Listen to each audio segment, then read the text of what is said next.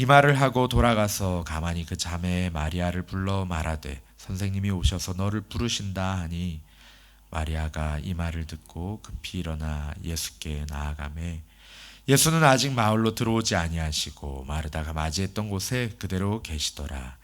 마리아와 함께 집에 있어 위로하던 유대인들은 그가 급히 일어나 나가는 것을 보고 곡하러 무덤에 가는 줄로 생각하고 따라가더니 마리아가 예수 계신 곳에 가서 배웠고 그 발 앞에 엎드려 이르되 주께서 여기 계셨더라면 내 오라버니가 죽지 아니하였겠나이다 하더라.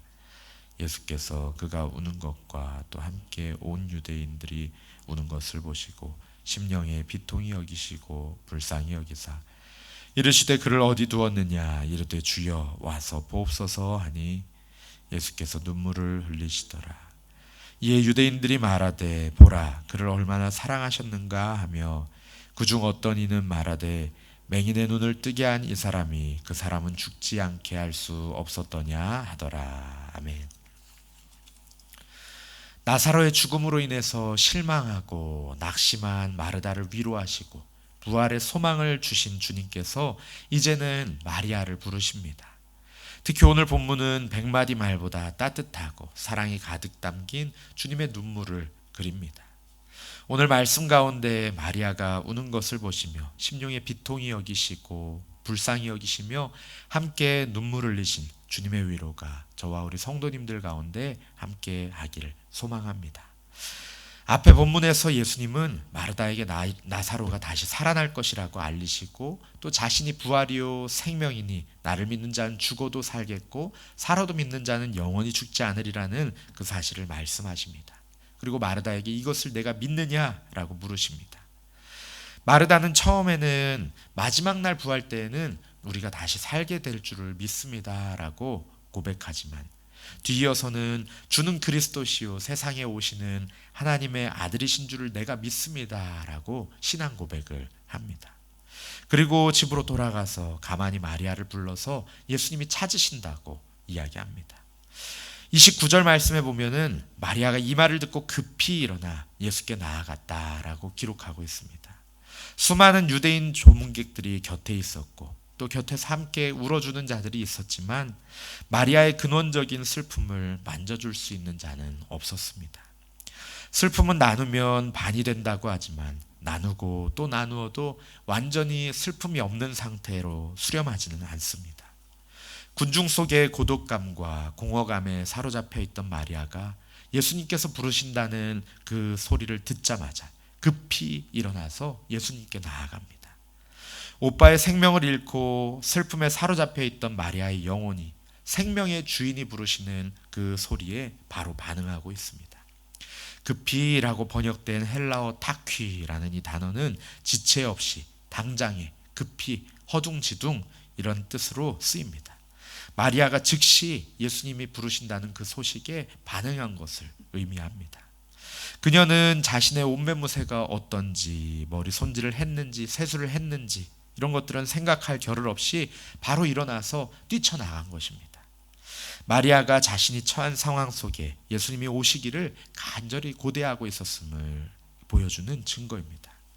그리고 32절에서 마리아는 그 발 앞에 엎드려 예수님의 발 앞에 엎드려 자신의 아픔을 토로하고 있습니다.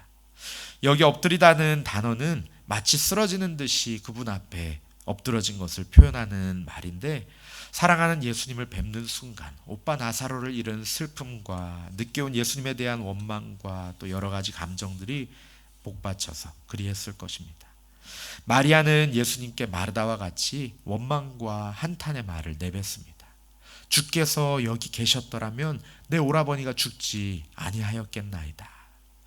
마리아 역시 마르다와 마찬가지로 나사로가 죽었다는 사실에만 집중하고 죽은 자를 다시 살리실 수 있는 그리스도의 능력은 잊고 있었습니다. 사실 우리들도 그렇습니다. 평상시에는 우리 주님의 능력을 의심하지 않습니다. 임마누엘의 하나님께서 나와 함께 하심도 누리며 살아갑니다. 하지만 나사로와 같이 우리가 감당할 수 없는 슬픔과 아픔 또 문제와 절망적인 상황들을 마주하게 되면 그것들이 우리의 눈앞을 가로막고 우리 주님의 능력을 잊게 만들곤 합니다.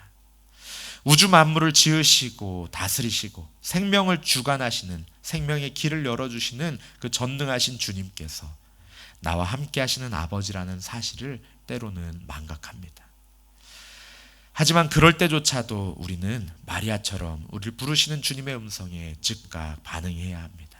참 생명 없는 것들로부터 우리가 급히 자리를 박차고 일어나서 예수님께로 나아가 엎드려야 합니다. 어린아이처럼 앓는 소리로 징징대며 우는 것처럼 그렇게 이야기할지라도 주님 앞에 엎드려서 해야 합니다. 그럴 때 주님은 이렇게 반응하실 것입니다. 33절 말씀입니다. 예수께서 그가 우는 것과 또 함께 온 유대인들이 우는 것을 보시고 심령에 비통히 여기시고 불쌍히 여기사. 아멘. 예수님은 마리아가 발 앞에 엎드려서 슬피 울며 또 조문객들도 함께 우는 것을 보시고 그 마음으로 깊이 탄식하셨으며 격렬하게 그 마음이 흔들리셨습니다. 원문을 보면 당시 예수님의 심정이 더 잘 표현됩니다. 본문 헬라어를 직역하면 그분은 심령으로 깊이 탄식하셨으며 스스로 흔들리셨다, 그 마음이 요동하셨다라고 번역할 수 있습니다. 그런데 가만 생각해 보면 조금 이상합니다. 예수님은 나사로의 병이 죽을 병이 아니라 하나님의 영광을 위한 병인 줄을 알고 계셨고 또 제자들에게 말씀하셨죠. 4일을 걸어 이곳에 온 것이 나사로를 살리기 위함이었습니다. 단순히 장례식에서 위로해 주기 위함이 아니셨습니다. 또 마르다를 만나자마자 나사로가 다시 살아날 것이라고 말씀하셨고 실제로 오늘 본문의 장면 이후에 예수님은 곧바로 나사로를 죽음 가운데서 생명으로 살리십니다. 나사로를 금방 살리실 것인데 이렇게 감정을 억누르며 마음이 요동하시는 것이 조금은 이상하게 여겨집니다. 그렇다면 예수님의 마음을 이처럼 착잡하게 만들고 또 저절로 신음소리가 튀어나올 정도로 괴롭힌 것은 무엇이었을까요? 어떤 이들은 이것을 이 세상에 만연해 있는 죄와 그로 말미암은 사망의 현실과 관련시켜서 설명하기도 합니다. 죄로 말미암아 생긴 질병과 죽음, 죄가 이 세상에 가져다 준 황폐함 때문에 우리 주님의 마음이 이처럼 심하게 동요되셨다는 것입니다. 메시아이시오 하나님의 아들이신 예수님께서 부활과 생명의 실체로 오신 이 엄연한 사실 앞에서 죄와 사망이 여전히 기승을 부리며 사람들, 특히 그 가운데서도 주님께서 사랑하시던 이 마리아와 같은 이들을 극한 슬픔과 낙심으로 몰아간다는 것이 예수님께는 이 마음을 요동하게 하는 그 분노의 대상이었을 것이라고 설명을 합니다. 또 다른 이들은 죽음이 잠시 승리하는 이 광경과 또 마리아와 함께 온 유대인들의 믿음 없음이 예수님의 마음을 요동하게 만들었다라고 합니다. 이미 예수님께서는 마르다와의 대화를 통해서 예수님 자신이 부활이시고 생명이시라는 사실을 밝히셨습니다. 마르다의 입술을 통해서 예수님이 그리스도이시고 하나님의 아들이시다라는 사실도 들으셨습니다. 그러므로 죽음으로 말미암은 슬픔과 절망과 통곡은 우리 주님 앞에서 물러가야 마땅했을 것입니다. 그런데 사람들은 여전히 주님 앞에서 슬퍼하고 통곡하고 있습니다. 이것은 예수님에 대한 불신앙의 표현이요 모독일 수 있습니다. 그 가운데서도 예수님을 사랑하고 또 예수님께서 사랑하시는 그 마리아의 통곡은 예수님의 통분함을 촉발시키기에 충분한 것이었습니다. 하지만 예수님께서는 마리아를 향해서 그 감정을 표출하지 않으십니다. 예수님은 참으시고 인내하시면서 35절 말씀에서는 이렇게 말씀하고 있습니다. 예수께서 눈물을 흘리시더라. 예수님은 끌어오르는 감정을 절제하시면서 조용히 함께 눈물을 흘리십니다. 참 하나님이시고 동시에 참 사람이신 신성과 인성을 함께 가지고 계신 예수님의 인성이 지극히 크게 나타나는 장면입니다. 예수님께서 그들을 보시면서 함께 눈물을 흘리고 계십니다. 사도 바울은 고린도후서 1장 3절에서 위로의 하나님을 찬송합니다. 찬송하리로다 그는 우리 주 예수 그리스도의 하나님이시오 자비의 아버지시오 모든 위로의 하나님이시며 우리 모든 환난 중에서 우리를 모든 환난 중에서 위로하시는 분이 바로 우리 하나님이시다라고 우리 주님을 찬송하고 있습니다. 예수님은 우리가 연약한 육체를 가지고 연약한 마음을 가지고 있음을 잘 알고 계십니다. 뿐만 아니라 우리의 약함과 고통을 안아주시고 또 보듬어 주시고 위로해 주십니다. 마리아가 슬픔에 차서 눈물을 흘릴 때 예수님도 함께 슬퍼하시며 눈물 흘리셨습니다. 예수님은 이처럼 긍휼이 많으신 분이십니다. 우리의 아픔을 마음으로 공감하시고 이해하시는 분이십니다. 고통 가운데 부르짖을 때 주님이 응답하시지 않으면 우리들은 쉽게 주님을 원망하지만 우리 주님은 우리를 외면하는 분이 아니십니다. 우리가 아파할 때 함께 아픔을 짊어지시고 고통의 현장 가운데 함께 계시는 주님이십니다. 히브리서 4장 15절 16절에서는 우리에게 있는 대제사장은 우리의 연약함을 동정하지 못하시리가 아니요 모든 일에 우리와 똑같이 시험을 받으시니로되 죄는 없으시니라 말씀합니다. 주님께서 우리의 연약함을 이처럼 함께 아파하실 수 있다, 위로하실 수 있다라는 말씀이죠. 또 16절에서는 그러므로 우리는 긍휼하심을 받고 때를 따라 돕는 은혜를 얻기 위하여 은혜의 보좌 앞에 담대히 나아갈 것이니라 말씀하고 있습니다. 우리 주님은 우리의 연약함을 불쌍히 여기시며 함께 눈물 흘리시는 분이신 줄 믿습니다. 그 채율하시는 은혜를 얻기 위해서 우리가 할 것은 목자 되신 주님의 음성, 우리를 위로하고자 부르시는 주님의 음성을 듣고 즉시 주님 앞으로 나아가 엎드리는 것입니다. 은혜 보좌 앞으로 담대히 나아가 주님의 은혜를 구하는 것입니다. 마리아의 슬픔으로 인한 엎드림이 이후 12장에서는 귀한 향유를 예수님의 발에 붓고 자기의 머리털로 닦는 엎드림으로 변합니다. 슬픔이 변하여 기쁨과 감사와 헌신이 되게 하는 주님의 은혜를 경험한 것입니다. 우리들도 주님 앞에 엎드려 주님의 위로와 회복케 하심을 경험하고 감사와 헌신으로 나아가는 저와 성도님들 되시기를 축복하고 또 소망합니다. 우리 시간에 함께 말씀을 붙들고 기도하기 원합니다. 함께 기도하실 때 하나님, 우리들 때때로 우리 앞에 닥쳐오는 정말 우리가 감당할 수 없는 아픔과 슬픔들 또 문제들로 인하여서 우리의 눈이 잠시 가려지고 능력의 주님을 알아보지 못할 때가 있습니다. 그러나 주님, 그러할 때조차도 주님께서는 우리와 함께 눈물 흘리시며 우리를 위로하시는 분이신 줄 믿습니다. 우리가 그 주님의 도우심을 구하게 하여 주시고 마리아가 즉시 예수님께로 일어나 나아가고 또 그 발 아래 엎드려 주님 앞에 아뢰었던 것처럼 우리들 주님이 은혜 부어주실 것을 기대하고 소망하며 은혜의 자리로 담대히 나아가게 하여 주시옵소서. 그리하여서 우리의 슬픔의 엎드림이, 우리의 통곡의 엎드림이 기쁨과 감사와 헌신의 엎드림으로 바뀌어지게 하여 주시옵소서. 함께 기도하시고 또 개인적인 기도 가지고 기도의 자리로 나아가시겠습니다.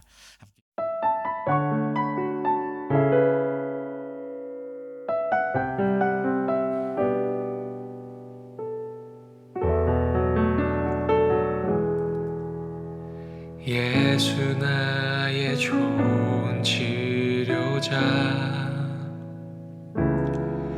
그의 눈이 머무는 곳은 나의 슬픔과 고통, 고개를 들어 그의 눈을 볼 때에 난 알았네. 예수 나의 좋은 치료자,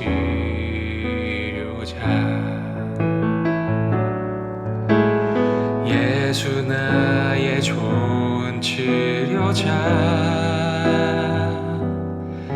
그의 손길이 닿는 곳은 나의 상처와 아픔, 영원히 흐를 것 같았던 눈물 다 멎었네.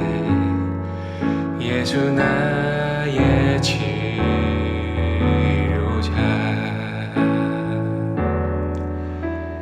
나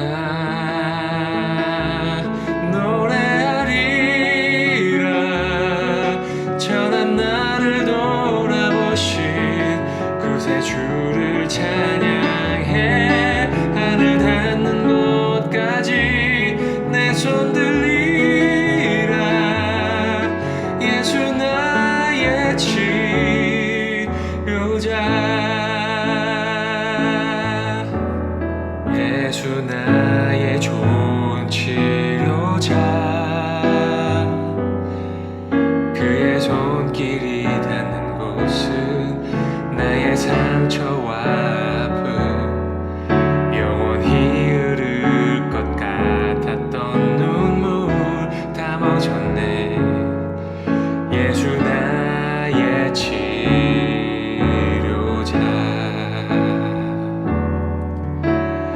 나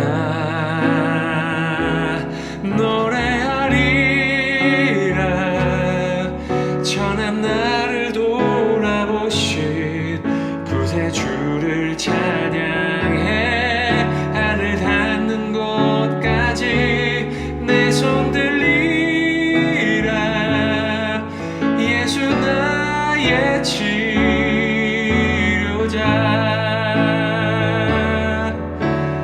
나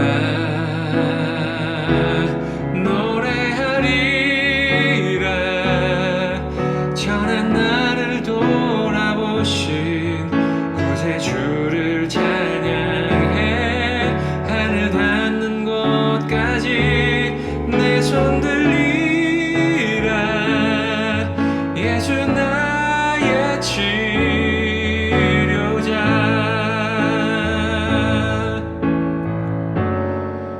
어떤 어려움도 깊은 절망도 수많은 괴로움과 슬픔도 주로 인하여 모두 지워지리라 예수 나의 치료자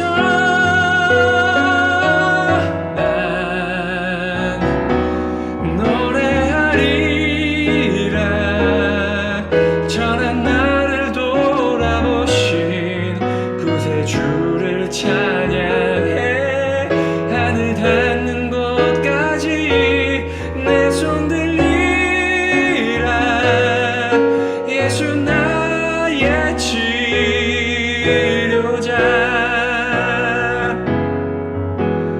나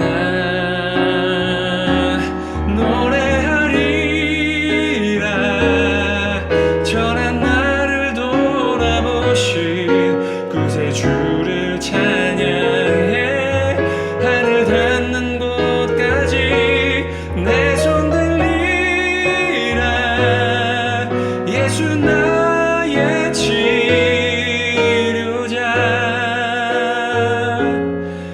예수 나의 치료자 예수 나의 치료자